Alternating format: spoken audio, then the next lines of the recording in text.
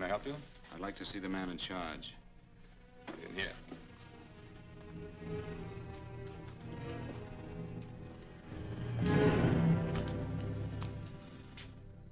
I want to report a murder. Sit down.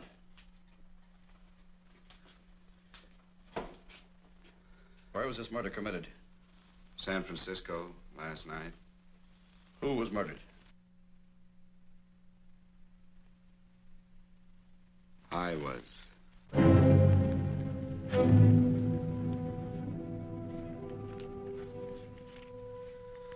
Well, do you want to hear me out or don't you, Captain? I don't have very much time. Your name Bigelow? Frank Bigelow? That's right. Answer the San Francisco APB. Send it direct to Inspector Bannon at Homicide. Tell him we found Frank Bigelow. Go ahead, Mr. Bigelow. Well, this involves some other people, Captain. A number of other people. You tell it any way you like. I live in a little town called Banning out on the desert. It's on the way to Palm Springs. I have a small business there. Paula? Yes, Mr. Bigelow? Give me a copy of Miss Hollis's 48 tax return, will you? Oh, you better get the 47, too. Yes, Mr. Bigelow. I don't think we took any depreciation on that new equipment last year. No, we didn't. I remember you said we could include it all this year. Sure we can. Hey, Frank. Yeah, well. Peterson says he wants a financial statement before he can give me my loan. Hello, Kitty. I will. Well, I'm leaving for San Francisco today, but I'll be back in about a week. I'll take care of it for you then. Sure is a scorcher, isn't it? Well, I've seen him worse. Well, have a nice time, Frank. Yeah, thanks, Will. Paula, why don't you come down to the place and let me give you another permanent? Makes your hair so much easier to manage in all this heat. I can't afford it right now. Maybe next month. Yeah, here it is. No, we didn't take it. Well, we can do it this year. You work it out any way you think best. Have a nice trip, Frank. Sure, Kitty. See you when I get back. Bon voyage. Why don't you come down anyway, Paula? We'll work out a deal on that permanent. Thanks. Maybe I will. Hello? Oh, hello, Mr. Hawkins. Just a moment. Do you want him to send your ticket over? No, I'll pick it up myself. No, never mind. Mr. Bigelow will pick it up at the station. Bye.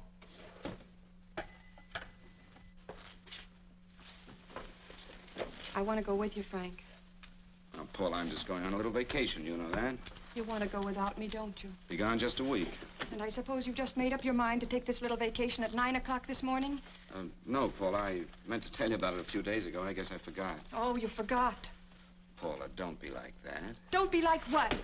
You just drop a little announcement that you're going away. Not tomorrow or next week or next month, but today. No explanations, nothing. And I'm supposed to swallow the excuse that you need a little vacation. I just want to get away from town for a few days, that's all. Get away from this town or get away from me. Oh, Paula, please try to understand. How can you ask me to understand anything like this? No, I'm sorry, but I don't understand. Go to San Francisco, but don't expect me to be waiting for you when you get back.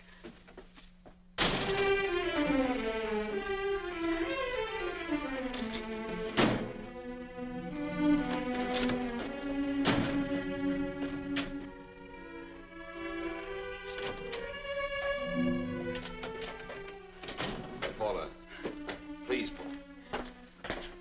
Come on, turn around, look at me.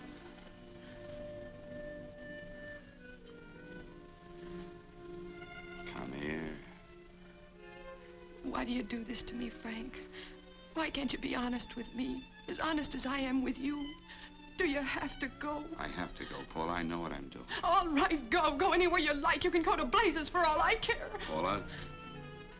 Paula. Yes, I know I'm being foolish. Come here.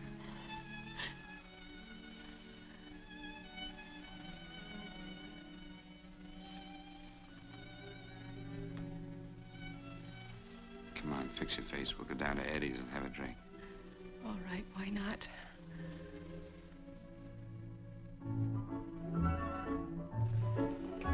Hi, Paula. Hi, Eddie. Give us a couple of cold beers, will you? Coming up. Hi. Come on.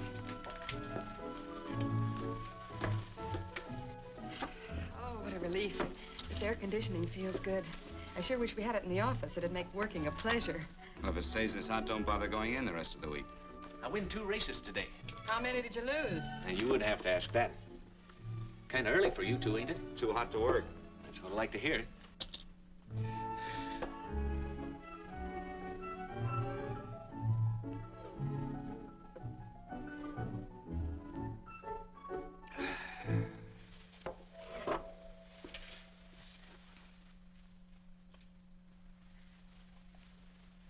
Frank, you'll take me with you, won't you?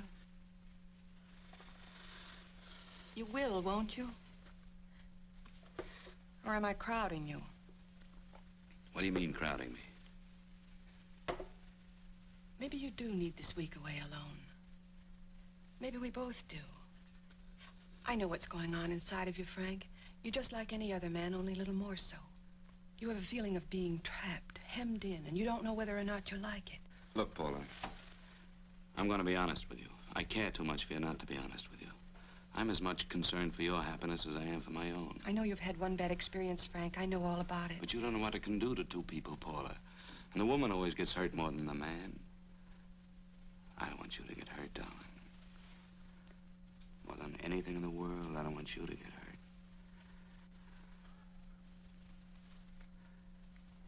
Want to hear some music? All right, Frank. Got a couple of nickels, Eddie? Yeah. This won't bother you, will it? No, next result doesn't come in for half an hour.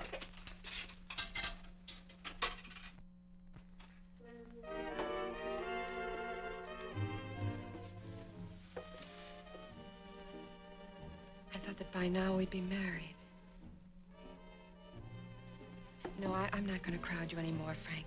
Go to San Francisco. I don't like it, but I'm convinced that you must go. I want you to be very sure, Frank. If it's right, and I believe it is, we'll have something really wonderful together. If it isn't, we should both know it as soon as possible. So you see, even if I could stop you, I wouldn't do it now.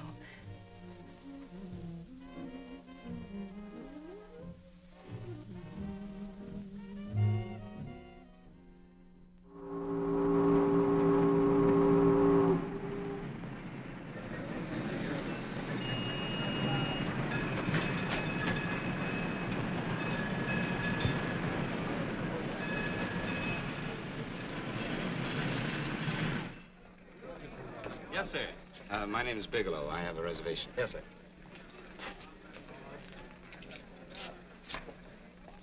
Here we are, sir. My name is Bigelow. I have a reservation. I have it, sir. It's a very nice room on the 6th floor, facing the bay. Boy, this might help you enjoy your stay, Mr. Bigelow. It's a little booklet on how to have fun in San Francisco. Oh, thank you. Very welcome, sir. Thank you. Say, is it always like this around here? No, this is market week, and it's the last day, too. Boy, always around until you need them. Oh, 517? Thank you. Here's a message for you, Mr. Bigelow. Long-distance call came in about an hour ago from Banning, from a Paula Gibson. Oh, thank you. Very welcome. Show Mr. Bigelow to 618. Right this way, Slide.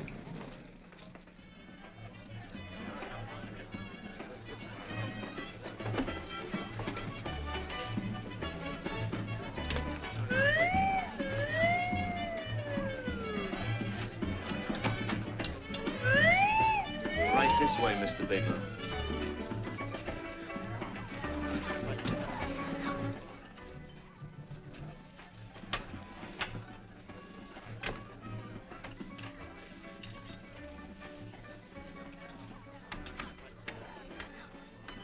Is there anything else, Mr. Bigelow? Oh, yes, you can get me a dry hat and a package of razor blades. Yes, sir. Thank you. Oh, and you can leave that door open. Hello, operator. I want to speak to Miss Paula Gibson in Banning, California. Yeah, that's right. No, I'll wait.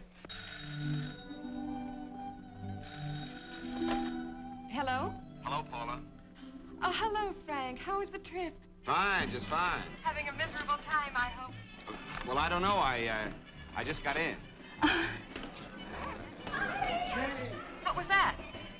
Market week. The place is crawling with traveling salesmen.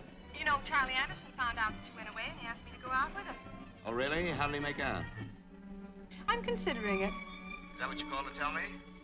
I'll have you know that this call is strictly business, Mr. Bigelow. Did a Mr. Phillips phone you? A Eugene Phillips of Los Angeles. No. He will. He phoned the office 3 times today. Said that he wanted to get in touch with you immediately. He said it's most urgent and imperative that he reach you at once. What did he want? I don't know. But he sounded deep, dark, and mysterious, and quite agitated about something. Phillips. Have we ever done any business with him? Not unless you've been keeping it a secret from me. I looked through all the accounts. Why did you tell him you could reach me here? You know I'm supposed to be on vacation. So you told me. And so I told him, dear heart. But the gentleman didn't seem to respect your temperamental moods the way I do. He was very insistent that he speak to you before it's too late, as he put it. Well, tell him you tried to get in touch with me and I've changed my plans and you can't reach me. He won't talk to me. I told him that I was your confidential secretary, but I guess I didn't sound confidential enough. So I told him that he could reach you there this evening. Well, call him back. If it's as important as he says it is, he'll talk to you. Otherwise, he'll just have to wait until I get home. My, aren't we adamant this evening? All right, shall do. And Frank. Yeah? I don't quite know how to say this. Say what? Well, what I want to say is that there's nothing you can do that you ever have to feel guilty about. Oh. Sure. Thanks, Paula. I'll call you tomorrow. Right?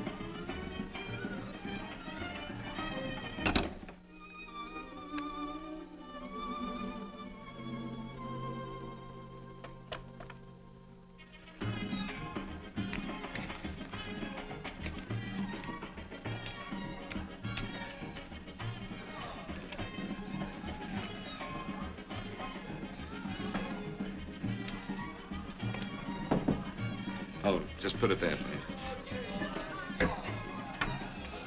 You can keep the change. Thanks very much. Say, how long has this been going on? Well, it's been a madhouse all week, but they check out tomorrow. Oh? I thought you were with them.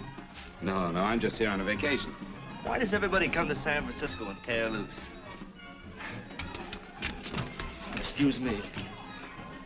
Say, I'm awfully sorry to bother you, but would you mind if I used your telephone? No, go right ahead. I'm just across the hall here. One of the boys is using my phone, and he's been on it for a half hour. I just want to call downstairs. Yeah. Thank you. Room service, please. Hey, things really picked up the last few days, didn't they?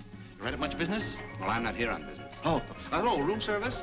It's Mr. Haskell in 617. Yes, that's right. Would you send up 3 more bottles of bourbon and 2 scotch? Yes, oh, and some more ice, too. Yeah? Oh, all right, thank you. You here all alone? Yes, I just got in town. Well, why don't you join us for a drink? Well, I don't want to barge in on your party. Oh, nonsense. It's not a party. Just a few of the boys entertaining some buyers. You know, the usual thing. A few drinks and some laughs. It's no party. Come on. Well, come on. Right. I know what it's like to be all alone in a strange city. I'm Sam Haskell. I'm Frank Bigelow. You think some of these guys never been away from home before? Yeah. Hey, quiet down a minute. Hey, will you quiet down a second? I want you to meet Frank Bigelow. Hello.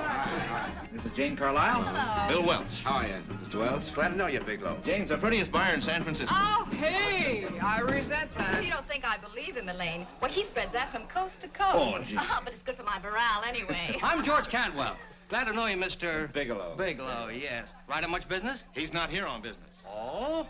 Well, Well, why don't you get the man a drink before he dies of thirst? how about a little bourbon? Well, that's fine. Bourbon it is. Of course, Mr. Wallace. In fact, yes, Mr. Wallace. But, Mr. Wallace, I'll need at least a week in Cleveland to visit all my accounts. I can't figure on being in Philadelphia until the 17th. Eddie, will you get off the phone? I want you to meet Frank Bigelow. How are you, guys? That's his boss. He's been trying for an hour to get his expense account boosted. Yeah, the way this guy holds on to $1, you'd think they weren't printing them anymore. Yes, Mr. Wallace. I'm leaving here the first thing in the morning. Yes, sir. Oh, keep your hips loose, Harry, like this. Oh, yeah. How's he doing? Oh, there's nothing wrong with Harry's drummer. The 2 years at Arthur Murray's wouldn't cure. I know. Wait a minute. I was doing all right there. This is Sue and Harry Brandis. Hello, good to meet you. How are you? Where'd you find her, Sam? On a dance marathon? Oh, bourbon. Really? Oh, thanks. Say, I'll bet you could do the rumba.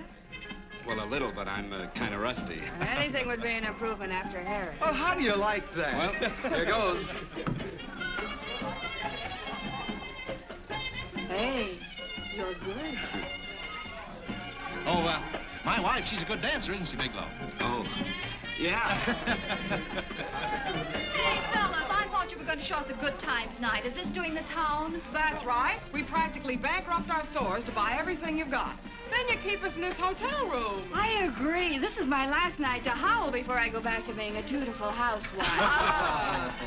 Well, it looks like we're stuck, boys. This is where we blow all our commissions in one night. Who cares? Who cares? And you're coming with us, Bigelow. Oh, no, thanks. You run along. I've got to get unpacked and have dinner. Oh, no, you're not going to get away from me.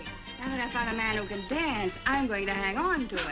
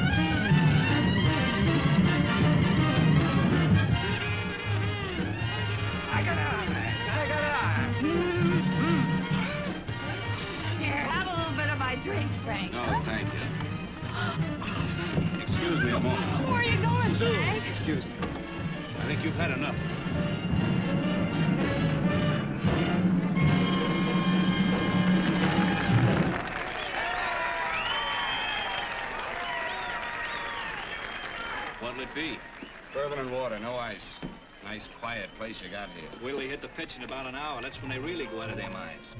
Who's the blonde?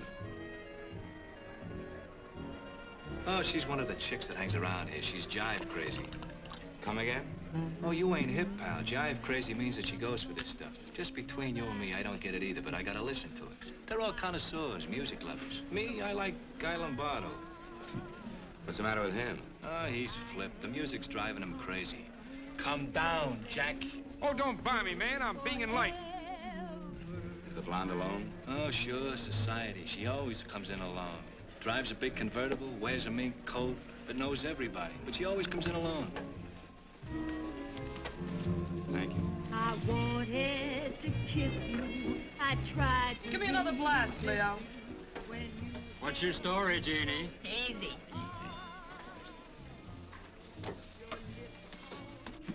Hello. Easy. Dig the fisherman. Oh, that's really silk, isn't it? Can I buy you a drink? Sure thing. Give me a blast, Leo. Leo, I left my blast at the other end of the bar.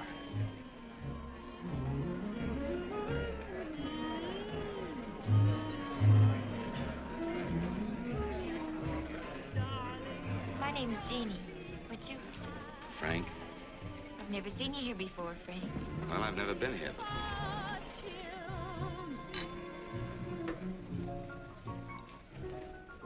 This isn't mine. Mine was bourbon. Well, sure it is. You saw me pour it. Give me a fresh drink. Anything you say. Oh, listen to that piano. Feel those vibrations. You don't get your kicks out of this, do you? I can live without it. Why do you stay here? I don't know. I bet I know. You're lonely in a big city.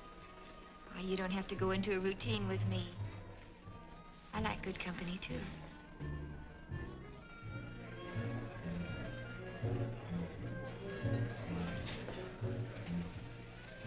Say, there are some people there I want to avoid.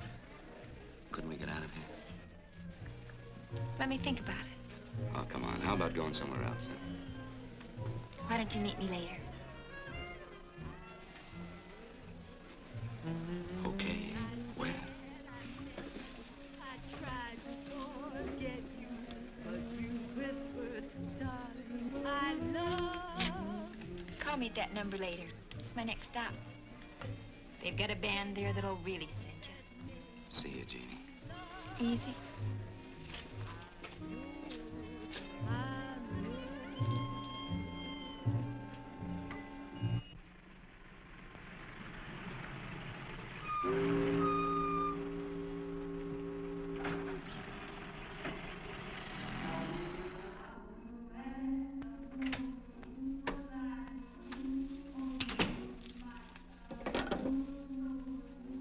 Never mind, operator.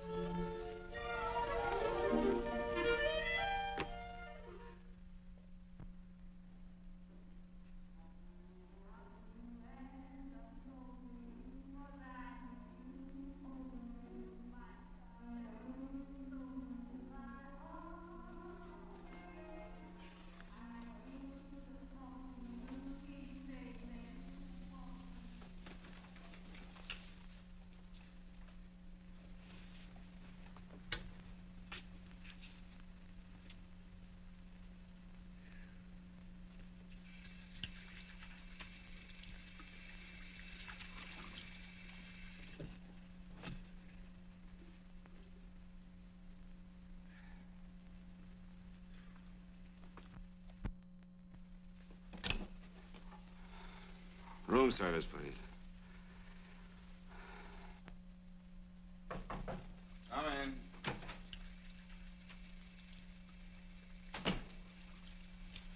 Be right with you, waiter. Yes, sir. Rest well, sir? Yeah, sure. May I? Go ahead. It's on there for you. Thank you, sir. Would you like anything else? No, thank you, that's all. Waiter. Yes, sir. Take this away. Is there anything wrong, sir? No, just take it away. I don't even want to look at it. Are you all right, sir? Yeah, sure. All right, I just had too big a night, I guess, that's all. I need some fresh air. Of course. Thank you, sir.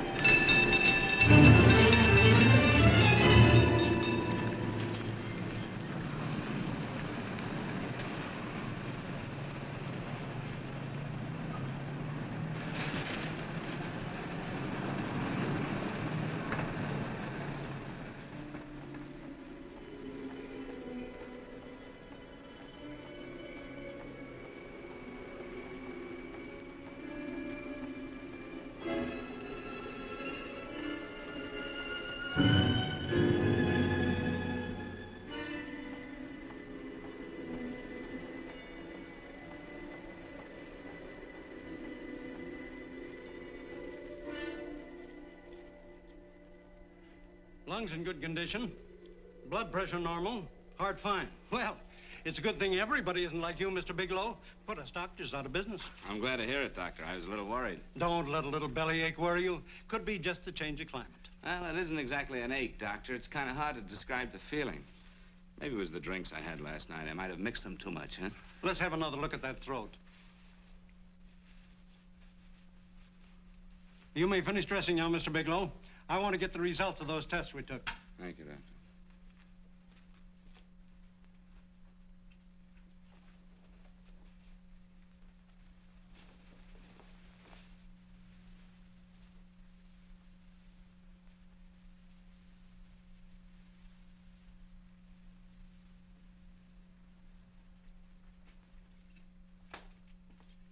Mr. Bigelow, this is Dr. Schaefer. Hello, Doctor. How are you? Sit down, Mr. Bigelow. According to the information you gave Miss Wilson, you're not married, Mr. Bigelow. That's right. Do you have any relatives, family, anyone in San Francisco? No, no one. I don't know a soul in San Francisco. Where is your home? What is this, Doctor? Why all the questions? You're a very sick man, Mr. Bigelow. Sick?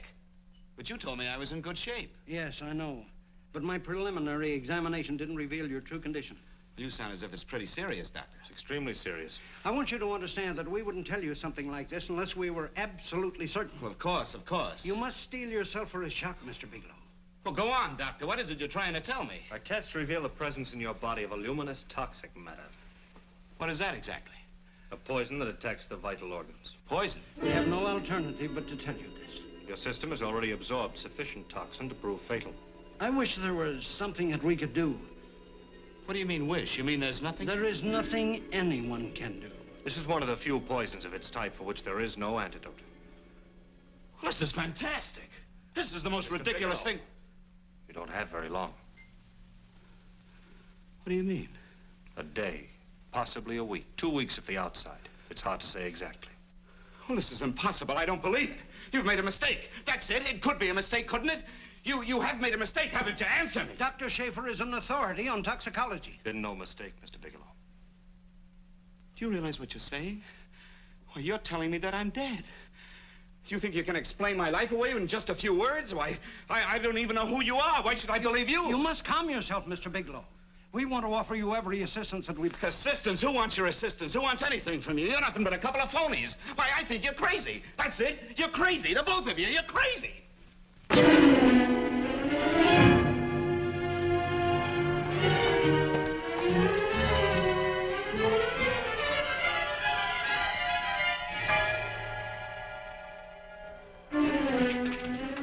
Where's the doctor? You just come in. Come on, tell me where... You have to go through the thing before you come Get in out here. of Doctor. What's the trouble here? What's the matter with you? Doctor, I want you to examine me for luminous poison. Come right in here.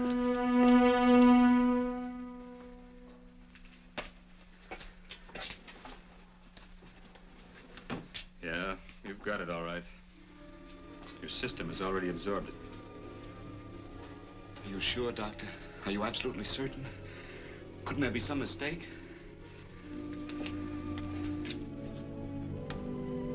There it is. The toxin is actually luminous in the dark. Now, there's no doubt about it, Bigelow. I don't feel sick. My stomach is just a little bit upset. Maybe it's not as bad as you think, Doctor. That's characteristic. With a heavy jolt, you go suddenly in a matter of hours. But if the stuff is taken in a lesser degree, you last a while, and then...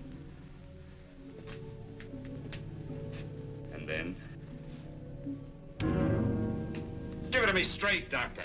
Well, a number of things are involved. The systemic condition of the individual, the amount consumed, exertion. Yes? You won't feel too badly for a while. Then it will happen suddenly. A day, 2 days, a week at the most.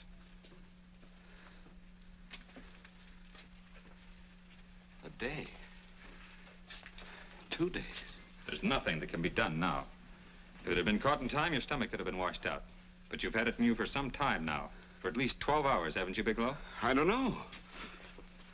You don't know? No. Don't you know how you got it? No. This is no accident.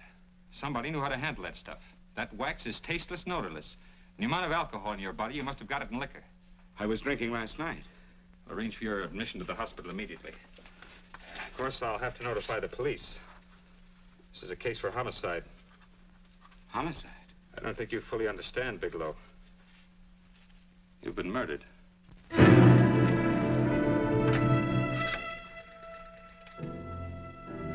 Get me police headquarters, please. Homicide Bureau.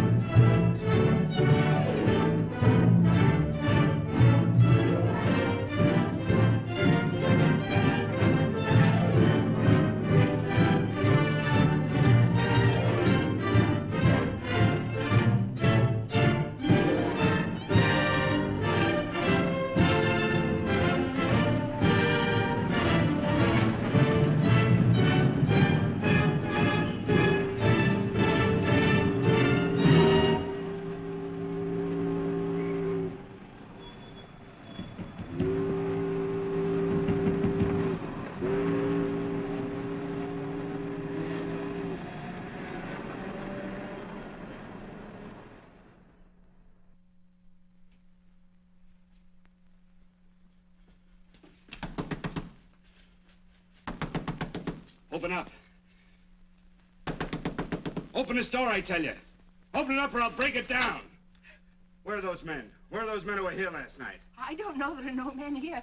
Please go away. Don't lie to me. Where are they? Mister, this lady just checked in. Those men aren't here no longer. They checked out of the hotel early this morning. Checked out? Please go away. I'm sorry.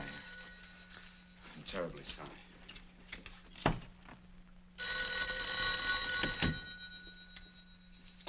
Hello? Please, Mr. Bigelow, my eardrums. Oh, hello, Paula. Your enthusiasm overwhelms me. Why haven't you phoned me, or is there a quota on telephone calls up there? I'm sorry. I've been busy. I'll bet you have.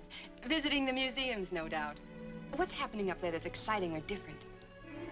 Nothing, not a thing. I'll bet you miss me, but you're too stubborn to admit it. Sure. You know, if you'd like me to come up, I can pack a toothbrush and leave right away. No! Well, you don't have to snap my head off. You could at least make a pretense of missing me. I'm sorry, Paula. Of course I miss you. Listen, Paula, Paula, it's just that I don't feel like talking now. I'll call you later. Don't strain yourself. You phone me sometime when you feel more like talking. Oh, by the way, I called that Mr. Phillips back. Phillips? Yes, you know, the man that tried to reach you. Well, I'm afraid you'll never know why it was so important that he speak to you.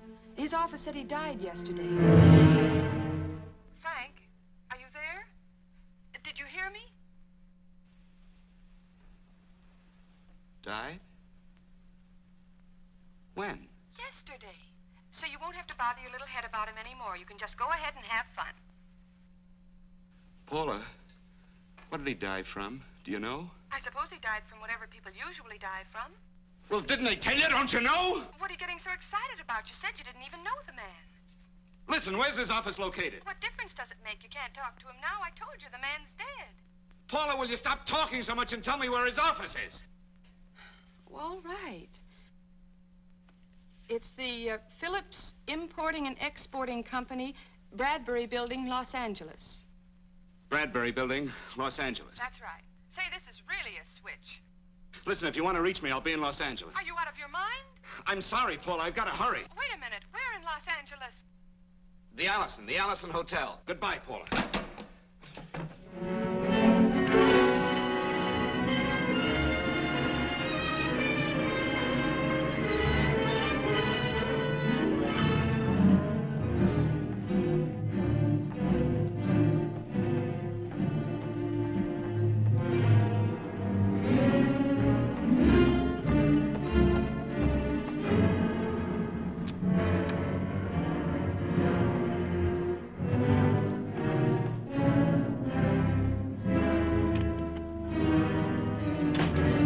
To see someone in charge here. What is it in regard Well, it's a personal matter. It's quite urgent. Perhaps Mr. Halliday can help you. Who's he? He's our controller. Your name, please? Bigelow. Mr. Bigelow to see you. Send him in. Go right in, please. That door.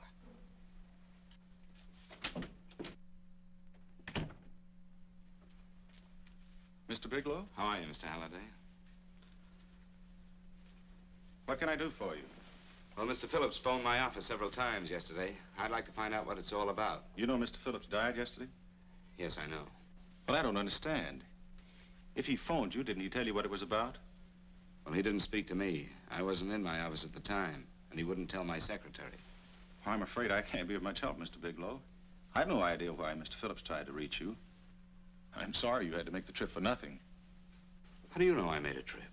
I didn't say anything about making a trip. I merely said he phoned my office. My office could be here in Los Angeles.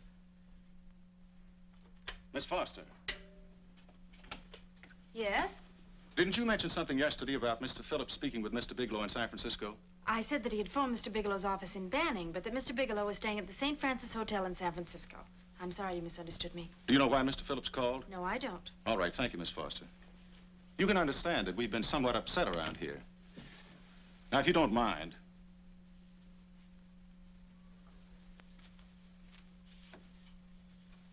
Did Mr. Phillips have a wife, family, anyone that could help me?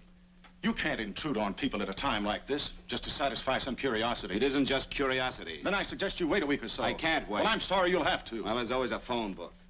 You're a pretty aggressive fellow, Bigelow. Are you quite sure that this is as important as you make it appear to be? It's important. Mrs. Phillips lives at the Sunset Arms Apartments. Thank you. I needn't tell you she's under a strain. I suppose you're capable of using a little more tact with her than you demonstrated with me. I think I can handle it. By the way, what was the cause of Mr. Phillips' death? Suicide. He leaped from the balcony of his apartment. Thank you.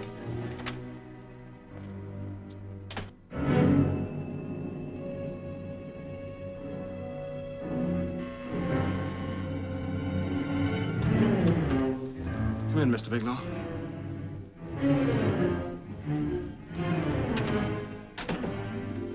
I'm Stanley Phillips, Eugene's brother. Halliday phoned that you were coming.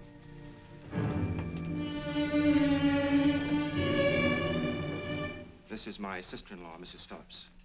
I'll try to make this as brief as possible, Mrs. Phillips. I'm afraid I can't be of any help to you, Mr. Bigelow. I haven't the slightest idea why my husband wanted to speak to you.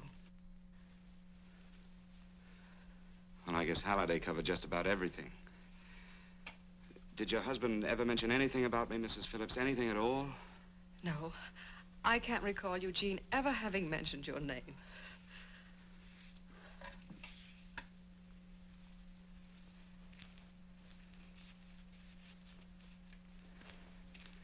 I hate to ask you this, Mrs. Phillips, but it's of vital importance to me. Do you know why your husband committed suicide? Oh. You're certainly not the most diplomatic person in the world, are you, Bigelow? Were you a friend of my brother's? I never met him.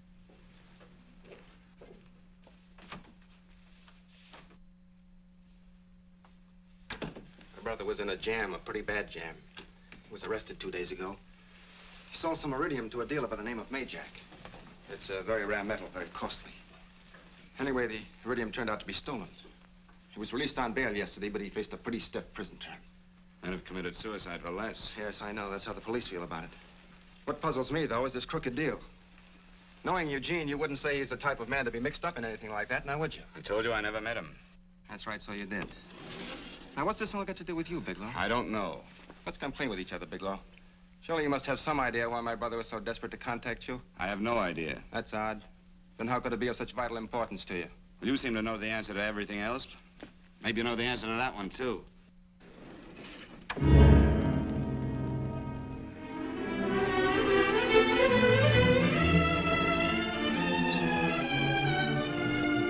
There's a message here for you to call operator 82 at Banning. Oh, thank you. Show Mr. Bigelow to room 821. Say, would you have the operator put this call through to my room right away? I'll take Yes. it up there. Thank you. Hello, operator. Here you are. I'll call you if I need anything. Thank you, sir. Hello, Paula? Well, Sinbad, I'd just about given you up for lost. Now, do you mind telling me just why you rushed down to Los Angeles? I can't explain it to you just now, Paula. I just can't explain it. What's going on, Frank? You don't even sound like yourself. Well, I'm just a little tired, Paula, that's all. But I miss you. Oh, Frank. I can't tell you how good it is to hear you say that. And here I was worrying that I'd lost my charm. When are you coming home, Frank? Soon, Paula. I'll be home soon. I'll go right out and get myself a permanent so I'll be pretty when you see me. Hey, guess what? I found that Phillips name in your notarial ledger. Notarial ledger? Yes, of all places. I remember now I made the entry myself. You had notarized a paper one morning before I came to work. What kind of paper was it? A bill of sale for a George Reynolds made out to Eugene Phillips of Los Angeles. So you see, I was right. We hadn't done any business with Phillips, only indirectly. What was the bill of sale for? A shipment of iridium, whatever that is. Iridium? You mentioned at the time that this fellow Reynolds had made some kind of a deal in Palm Springs, and he stopped in your office early in the morning on his way north to have it notarized. Wait a minute. Wait a minute, George Reynolds. That was about 6 months ago, wasn't it? That's right, 6 months ago. Thanks, goodbye. Goodbye. Hello, operator. Get that number back for me.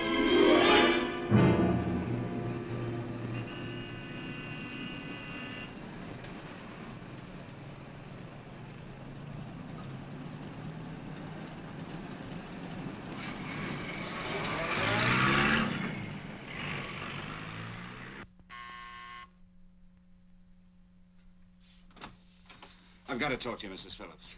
Please, go away. I want to be left alone. But I found out why your husband wanted to see me. It was in connection with a bill of sale. Come in. Thank you. What do you know about a man named George Reynolds? George Reynolds? Yes. Why, that's the man my husband claimed sold him the iridium. And what did Reynolds claim? Reynolds disappeared. Yes? About 2 months ago, my husband grew suspicious that something was wrong. Since then, he tried in every way to locate Reynolds, but could find no trace of him. But I don't get it. Your husband could have proved he made a legitimate deal by showing the bill of sale he got from Reynolds. Then there was a bill of sale? Yes, of course there was. My husband swore there was, but at the time of his arrest, he couldn't find it. It was mysteriously missing.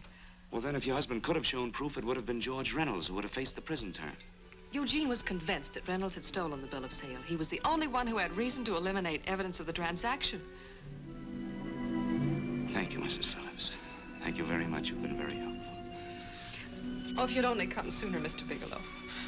My husband might be alive today. I know.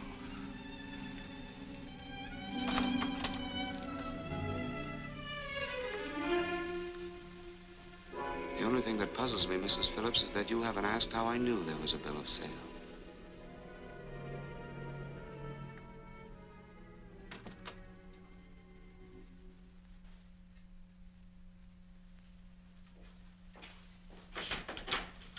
Mr. Halliday isn't in. He should be back shortly. I think you're the one who can help me, Miss Foster. Mr. Phillips tried to reach someone else before he called me yesterday, didn't he? Why don't you ask Mr. Halliday? Obviously, Mr. Halliday wasn't here yesterday, or he wouldn't have had to learn from you that Phillips called me. And you're the logical person to know who else Phillips called. I don't believe that's any of your business, Mr. Bigelow. Don't think you're revealing anything confidential, Miss Foster. I know that he tried to reach somebody else. Mrs. Phillips told me. You're bluffing, Mr. Bigelow. I don't know what you're after, but you're trying to trick me. Mrs. Phillips didn't tell you a thing. How do you know that? Mrs. Phillips knows nothing about it. She doesn't. Well, why wouldn't she? Wait a minute. I was talking about George Reynolds. Who did you think I meant? Just who is it that Mrs. Phillips doesn't know I about? told you before, that's none of your business. All right, young lady, I'm going to give it to you straight. Phillips was murdered. Murdered? I don't believe you. He told me because he needed me to clear him. Phillips was innocent. Innocent men don't have to jump out of windows. Murdered? Just who are you trying to protect, Miss Foster? Why are you so afraid to tell the truth? I'm not protecting anybody. I haven't any more to say. All right, young lady, listen to me. This thing is going to explode wide open. If you've got nothing to hide, you better start talking. Or maybe you are mixed up. No! Well, then, come on. Mr. Phillips called Marla Rakubian. He went to see her yesterday morning. Who's Marla Rakubian? She's a model. She and Mr. Phillips used to be quite friendly, but he hadn't been seeing her for quite some time. Come on. The last couple of months, he'd been trying to locate her and finally learn where she lived yesterday morning. When he returned from seeing her, he was terribly upset and excited. That's when he had me put in the calls for you. When he couldn't reach you, he went home. The last time I saw him alive. Give me Marla Rakubian's address. I don't think Mr. Phillips realized I was aware of his friendship with Marla Rakubian, and out of respect for him, I never intended to tell anybody. I had no idea that she had anything to do with the trouble he was in. I admire your discretion, Miss Foster. You know, you must be pretty friendly with Stanley, Miss Foster. He knew how desperately his brother tried to reach me yesterday, and he wasn't even here at the time. And now you seem to know all about what happened in Mrs. Phillips' apartment.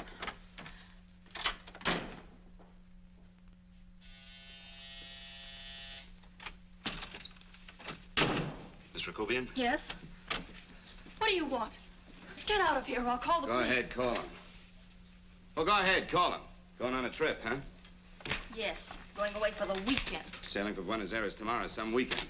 I'll send you a postcard. Now get out of here. Who are you going with, George Reynolds? Never heard of him. I suppose you've never heard of Eugene Phillips either. Just who are you? What do you want? Never mind who I am. Where's Reynolds? I told you I don't know him. Now, will you get out of here and leave me alone?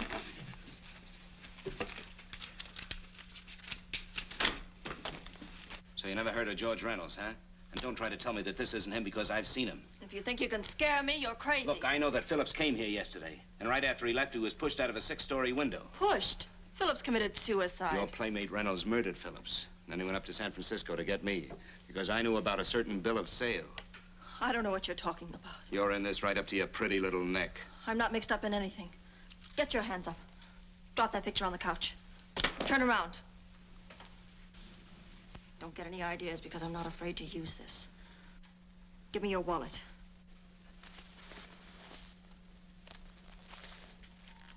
Frank Bigelow, Hotel Alex. All right, now where's Reynolds? I don't know. I don't know where he is. Is that what you told Phillips yesterday? I told him exactly what I'm telling you. I haven't heard from him in months. Yeah? You're mighty careful of the picture of a man you haven't heard from in months. What does the Ray stand for? It was a pet name. Do you mind? Oh, it sounds very cozy, Miss Rakubian. You and Reynolds call each other pet names while you make a sucker out of Phillips. Phillips made the deal because he wanted it. Yeah? I'll bet you weren't above using what it takes to help make him want it. Who's paying for this trip? I am. Really? A first-class trip to Buenos Aires on a model salary. Don't make me laugh. Since you and Reynolds aren't seeing each other anymore, you don't mind if I keep this to you? If I were a man, I'd punch your dirty face in. You know, I really believe you would. Oh, I almost forgot. Your tickets. Don't be surprised if I'm there to see you off.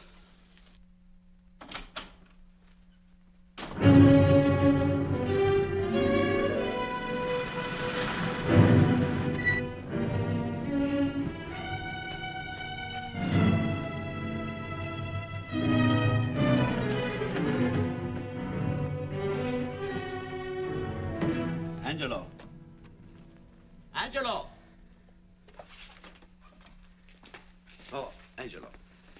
remember taking this picture of George Reynolds? I take so many pictures, I can't remember them all. This gentleman is a friend of his and would like his address. We have no card on him. I don't think we ought to do that. He's willing to pay $20 for it. That's the paper we used last year. Of course, you understand, we usually don't give out the information about our clients. I know, you're a couple of high-class fellas. Thank you. Revealing anything confidential is against the ethics of our establishment. That's right. Honesty is the best policy. Of course. But in your case, inasmuch as you're a personal friend of Mr. Reynolds... Thanks. I knew you'd come through. Got it. Here it is. We don't have his address. He must have called for the picture. But he couldn't have been a very good friend of yours, mister, because his name is not George Reynolds. It isn't? Well, what is it? It's a... Huh? Oh. Yes. It's Raymond Rakubian. Rakubian? What's so unusual about that? The picture's signed Ray, isn't it? Yeah. Yeah. Thanks.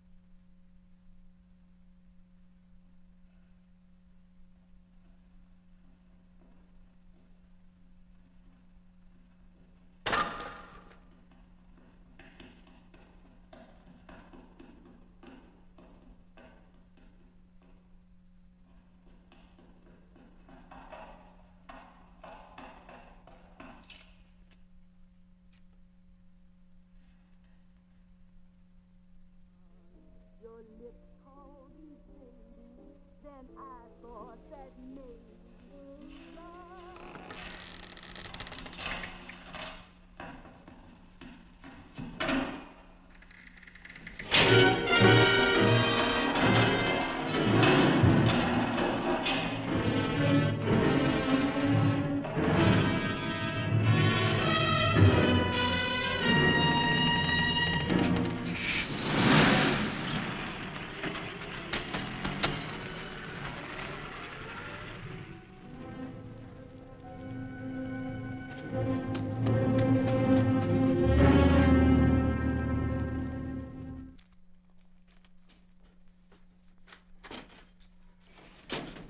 Bigelow, are you all right?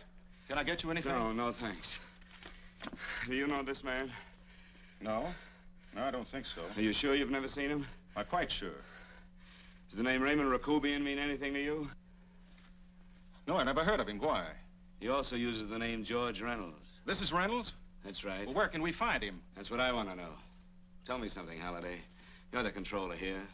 How come you didn't know about that bill of sale? Phillips made that deal before I came to work here. Yeah, but you still keep records, don't you? For some reason, which is none of my business, Phillips preferred to keep that among his personal papers. Now, does that answer your question? You came in here today asking for some information that you needed, and I tried to be as cooperative as I could. But now you're beginning to annoy me. So get out before I throw you out.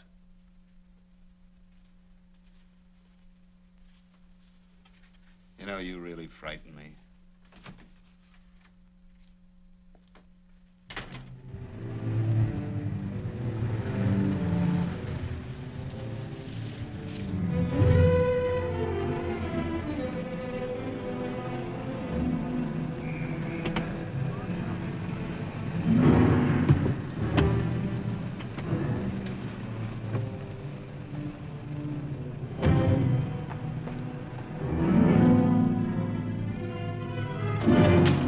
About time you showed up, Bigelow. Go ahead, Dave.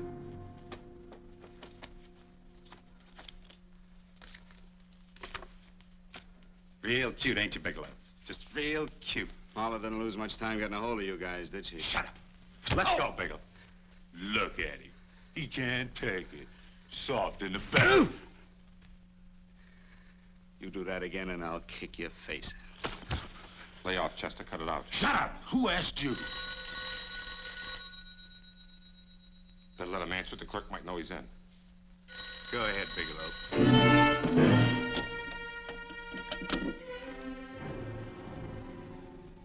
Hello? Frank. Frank, why did you hang up on me? I've been trying to get you for hours. I'm sorry, Paula. I was in a hurry.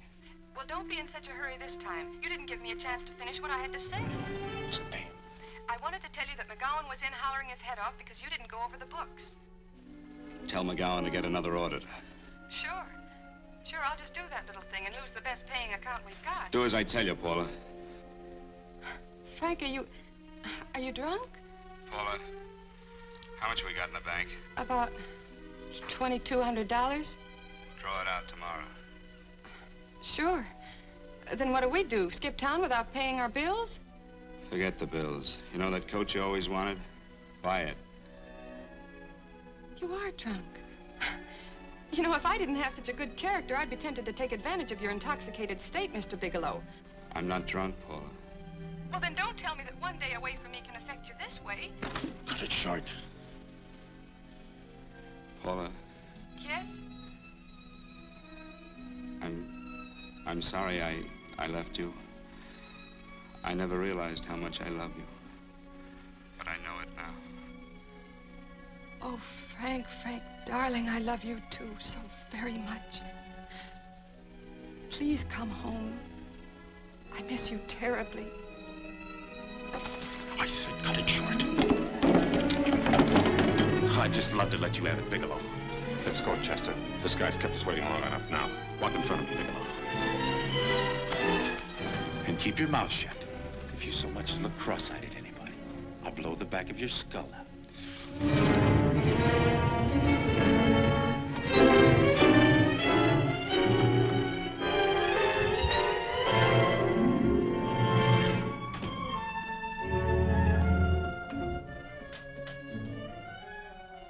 This Bigelow's real cute.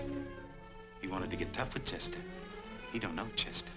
Did you get the picture? Don't I always get what Mr. Majak sends me after? Majak?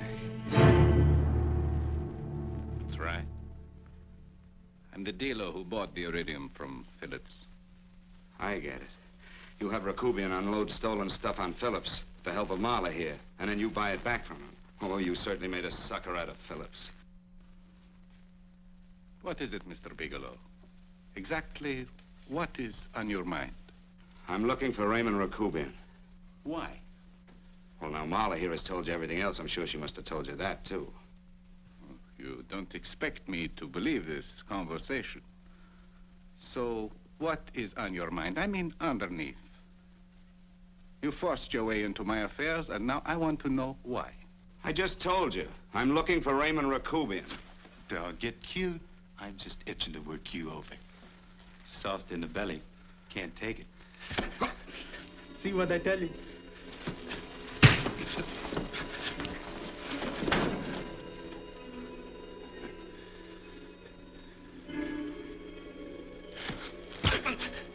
Can't do that to Chester. I'm gonna blow your guts out. Easy. Lay off, Chester, not now.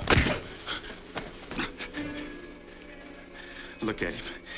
He's so scared of Chester, he'd talk now. He's not afraid, Chester.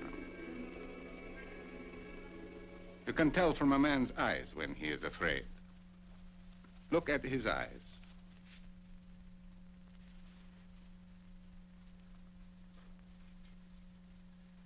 Oh!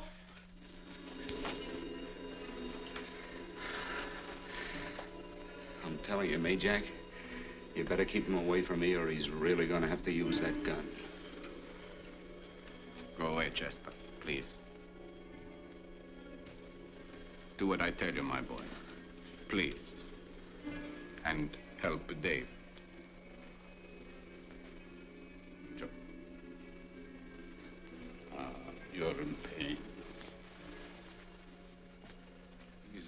unfortunate boy. He's psychopathic.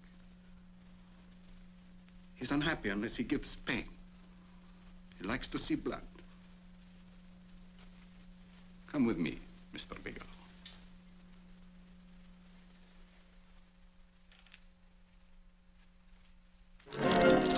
Raymond Rakubian was my nephew. He could not possibly have tried to kill you. He's been dead 5 months.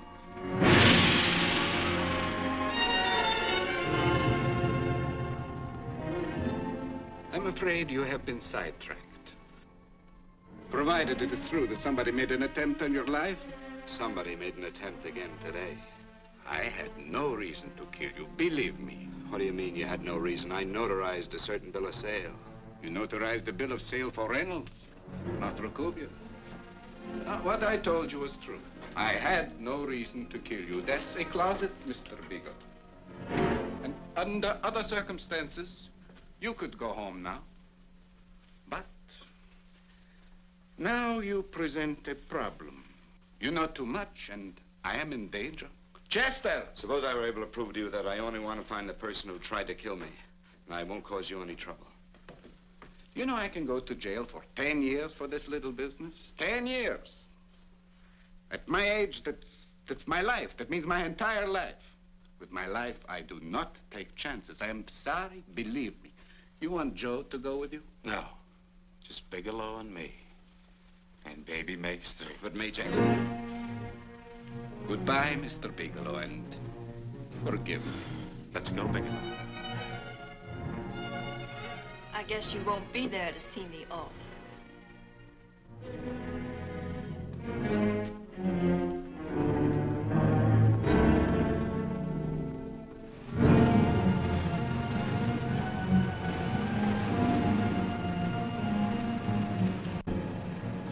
You tried to make a boob out of me in front of Majak.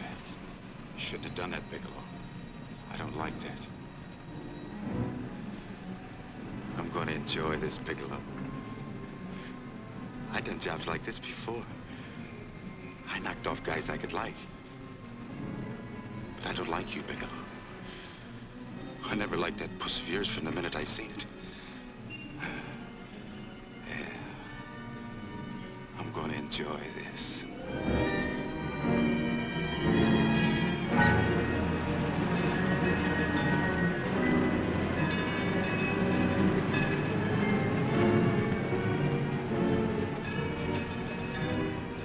Scared yet, are you, Bigelow? But you'll be scared. Good scared. I think I'll give it to you in the belly. You don't like it in the belly?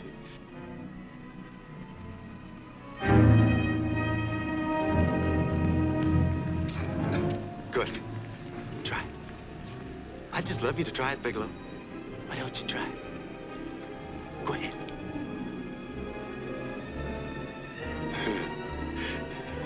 Didn't have the nerve, did you, Bigelow? Yeah. I think I'll give it to you right in the belly.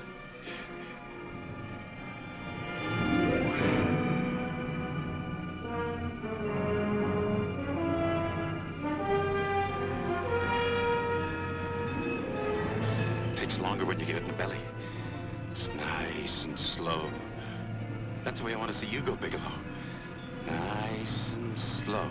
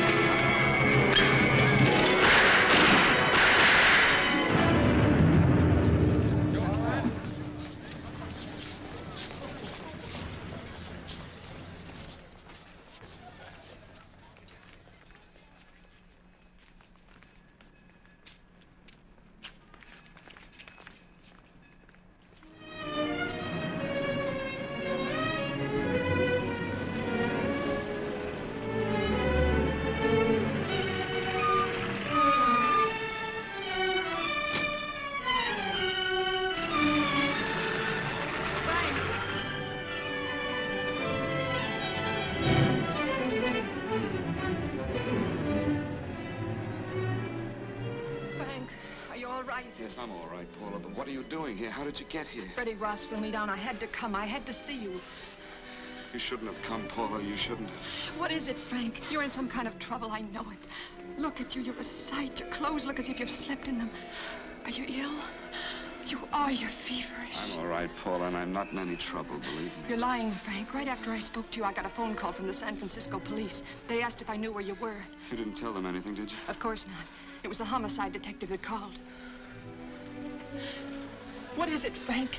If you're in any kind of trouble, you certainly can trust me. Look, I'm not in any trouble with the police, Paula, believe me. But you can't stay here. You've got to go back to Banning right away.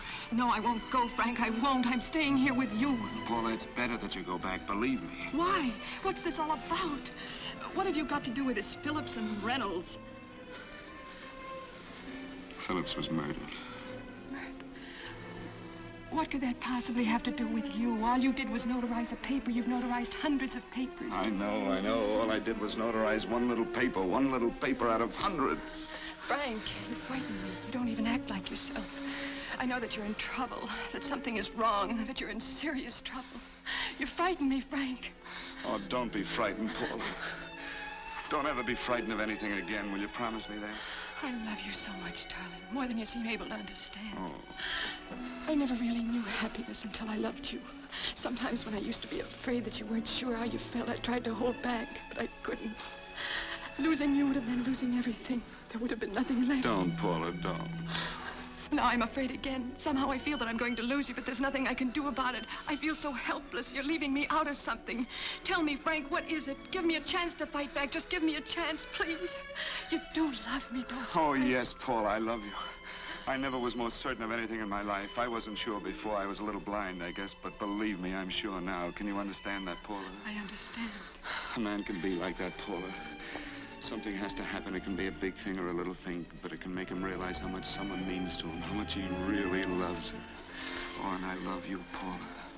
More than I ever thought it possible to love anyone in the world, I love you. Then why won't you tell me about this trouble you're in? Why won't you try to let me help you? You can't help me, Paula. You don't want my help. Oh, Paula, there's nothing you can do. Will you believe me? So will you please go home, please? No, Frank. I won't go. I know you're in trouble. I can't leave you like this. All right, Paula, look, wait for me in the lobby of the hotel, and I'll be back for you soon, I promise. You promise? You're yes, sure? Paula, I promise. Is that a new outfit? Yes. Oh, it's beautiful.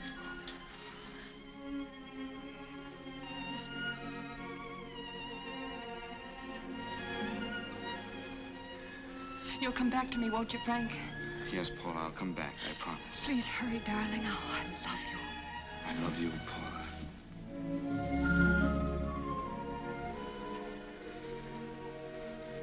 Goodbye, Paula.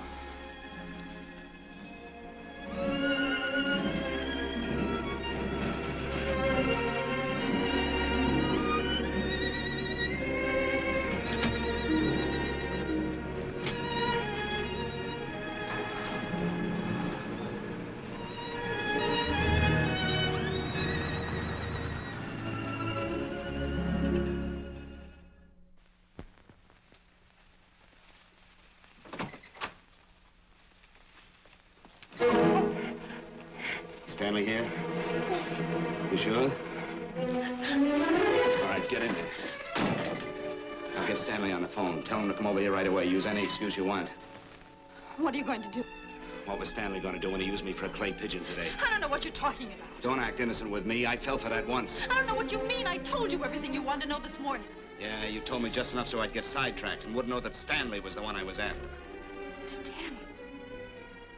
Oh, no. You and Stanley have been together on this from the start. Now, come on, get on that phone and call him. Don't let him know I'm here.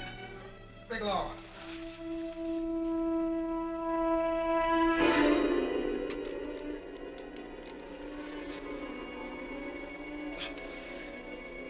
You've been sidetracked, all right. But it was the poor bereaved little widow who did it. Miss Foster found this letter this afternoon. It's in my brother's desk at the office. It's postmarked 2 years ago. It isn't exactly the kind of a letter that a married woman gets from a casual friend. I'm sure my brother wasn't aware that they were so well acquainted when he hired Halliday. What's the matter with him? hasn't felt right since dinner. Where did he have dinner? At Mrs. Phillips' apartment. Halliday was there, too, and Stanley confronted them with that letter. Did you have anything to drink? Yes, why? How long ago? Half an hour ago, just before I came here. Miss Foster, get on the phone, call the emergency hospital. Have them get an ambulance over here right away. What? Tell them to prepare a stomach wash for luminous poisoning. Luminous poisoning? Go on, do what I tell you. You may still have a chance to save his life. But Go on!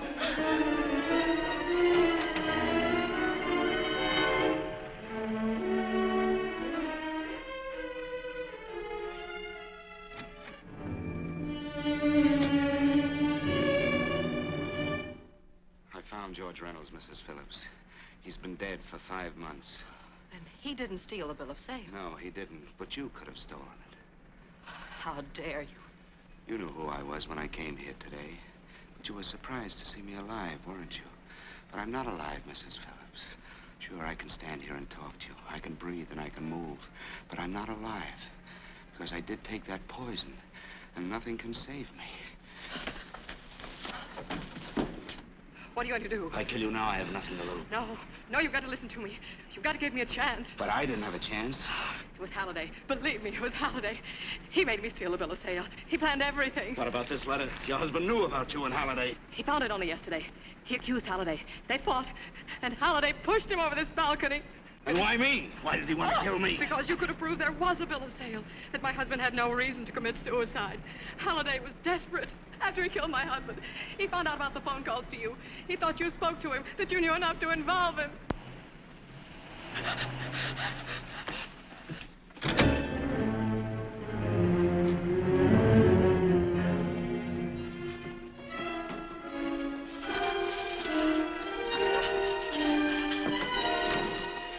Where's Halliday? Where is he? He's in the office. This time you don't walk him.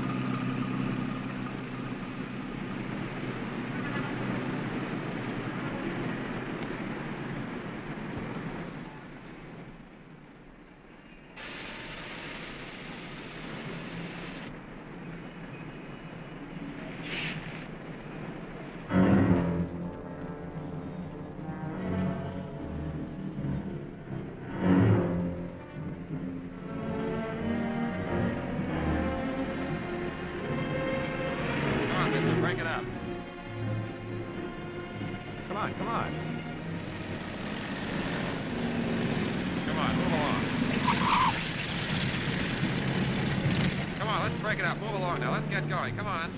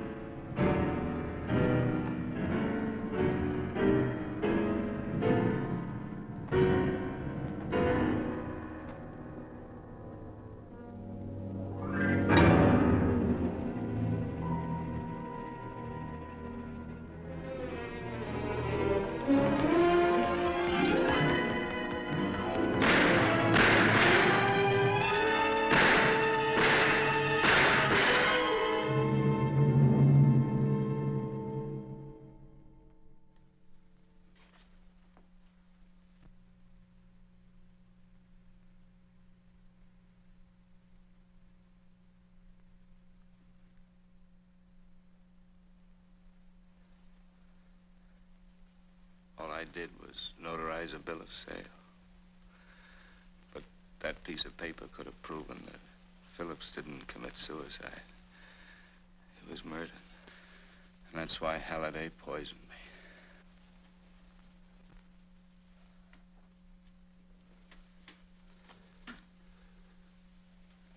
Would you?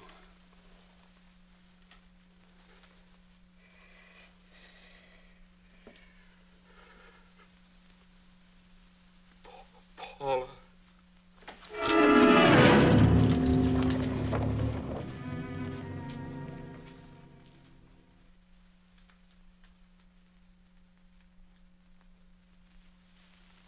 Call the morgue.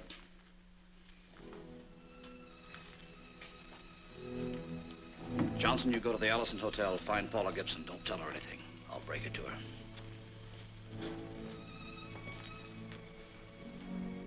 How shall I make out the report on him, Captain? Better make it dead on arrival.